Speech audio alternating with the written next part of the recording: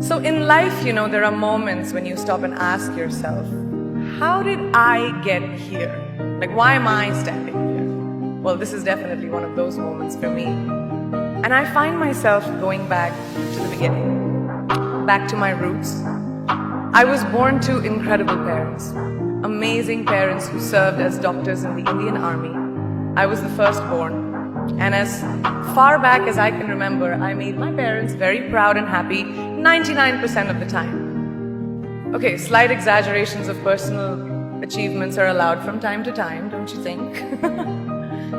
My brother was born a few years later, and even then, nothing changed for me.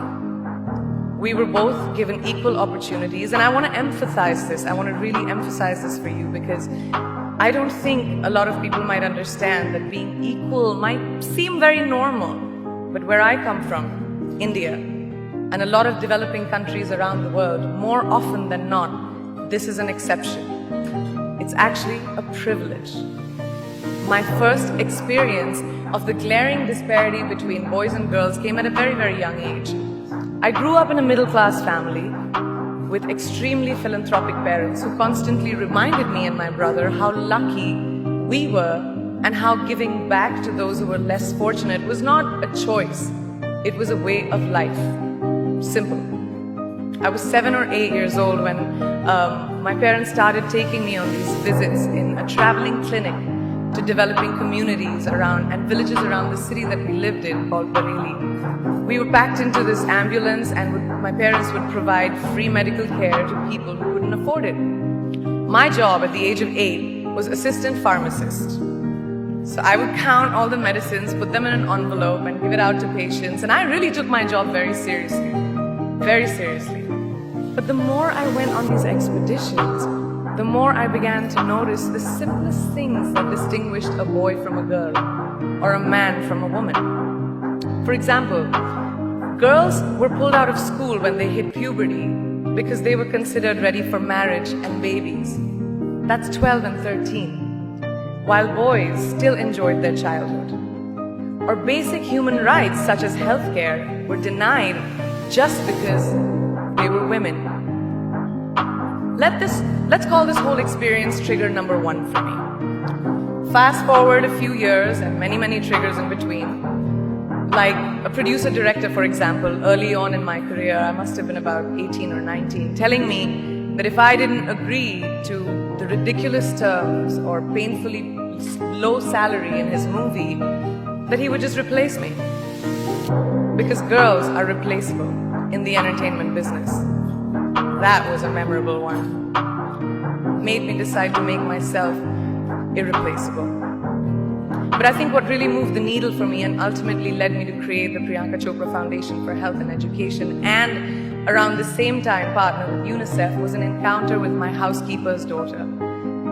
About 12 years ago, I came home from set early one day and she was sitting in my library reading a book. And she must have been 8 or 9 years old, and I knew she loved reading. So I asked her, I was like, it's a weekday, why aren't you in school? And she said, oh, I don't go to school anymore. So I went and asked her mother and I said, why isn't she in school?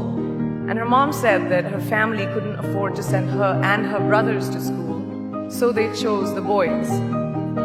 The reason? She would eventually get married and it would be a waste of money. I was completely blown and it shook me to my core. Eventually, I decided to cover the cost of her education so that she could continue to learn, because education is a basic human right.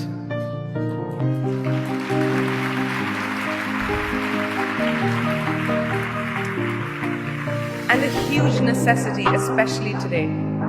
From that point on, I was determined to make a difference in as many children's lives as I could, in whatever big or small way that I could contribute. There's a really, really beautiful quote that I read recently, and I think it's absolutely appropriate to explain what I'm trying to say today.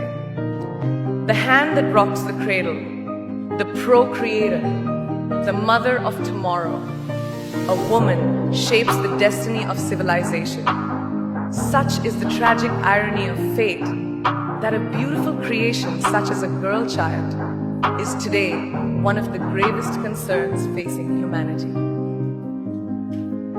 Girls have the power to change the world.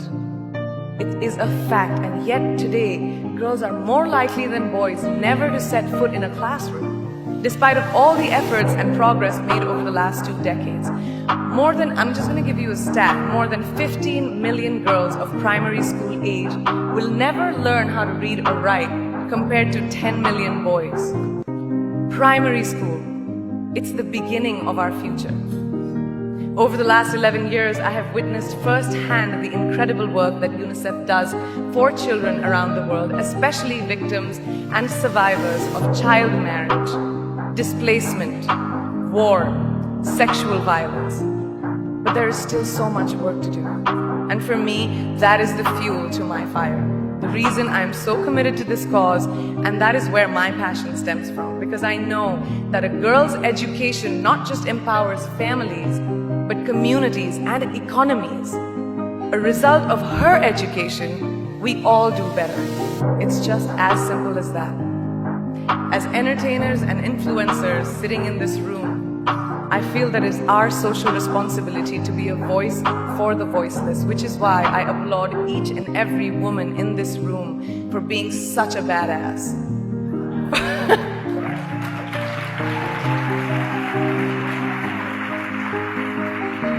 For using your platform and your voice to contribute to change, and for ensuring that there is not even one lost generation as long as we are alive.